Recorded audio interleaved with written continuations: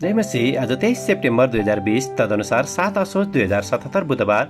आज हामी माथिल्लो कोठाबाट हेर्नेछौँ। आजको शीर्षक छ एउटा सानो घुड्की। आज हामी परमेश्वरको वचन यूहन्ना 4को 7देखि 15सम्म पाठ गर्नेछौँ। एउटी सामरी स्त्री पानी भर्न त्यहाँ आई। येशूले त्यसलाई भन्नुभयो, मलाई पानी पिउन देऊ। उहाँका चेलाहरू सहरमा खानेकुरा किन्न गएका थिए। तब सामरी स्त्रीले उहाँलाई भने, तपाईँ यहुदी भएर म सामरी स्त्रीको हातबाट कसरी पानी पिउनुहुन्छ? यहुदीहरूले सामरीहरूसँग केही सम्बन्ध राख्दैनन्। येशूले त्यसलाई भन्नुभयो, तिमीले परमेश्वरको वरदान र तिमीसँग पानी माग्ने व्यक्तिलाई चिनेकी भए तिमीले उसलाई माग्ने थियौ र उसले तिमीलाई जिउँदो पानी दिने थियो। त्यस स्त्रीले उहाँलाई भने, हजुर, तपाईँसित उगाउने भाँडो छैन र इनार पनि गहिरो छ। तब तपाईँले कहाँबाट त्यो जिउँदो पानी ल्याउनुहुन्छ? के तपाईँ हाम्रा पुर्खा याकुबभन्दा ठुला हुनुहुन्छ? उनले हामीलाई यो इनार बनाइदिए र उनी आफैले र उनका सन्तान र उनका गाई बस्तुले यही इनारको पानी पिए। येशूले त्यसलाई भन्नुभयो, यो पानी पिउने प्रत्येक फेरि तिर्खाउने छ, तर जसले मैले दिने पानी पिउँछ त्यो कहिले तिर्खाउने छैन।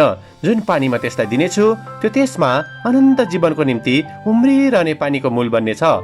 त्यस स्त्रीले उहाँलाई भने, हजुर, मलाई त्यही पानी दिनुहोस् र म तिर्खाउने छैन र यहाँ पानी पार्न आइरहनु पर्दैन।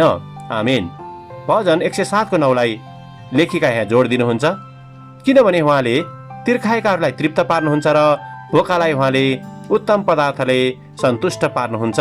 आमेन। लेखिका आफ्नो अनुभवलाई यहाँ यसरी वर्णन गर्नुहुन्छ, मेरो निम्ति प्रार्थना गर्ने मेरो मित्र अर्को छुट्टै प्रदेशमा बस्ने गर्नुहुन्छ। जब हामी एउटै सहरमा बस्ने गर्दथ्यौँ तब हामी साथमा भएर एक अर्काको निम्ति हरेक हप्ता प्रार्थना गर्दथ्यौँ। तर केही वर्ष अघि उहाँले आफ्नो बसाइसराई गरेर अर्को प्रदेशमा जानुभएपछि हामी कहिलेकाहीँ फोन मार्फत एक अर्काको निम्ति प्रार्थना गर्दछौँ।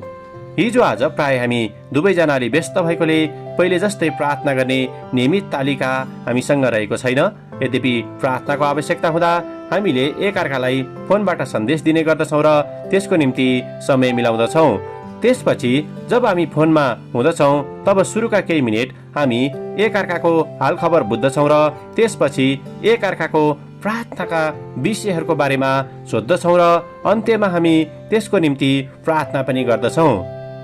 हालैको हाम्रो एउटा फोनको वार्तालापको क्रममा हामीले बिताउने उक्त क्षणहरू एउटा तिर्खा मेटाउने अवसर जस्तै रहेछ भनी एक अर्कालाई टिप्पणी गरेका थियौँ।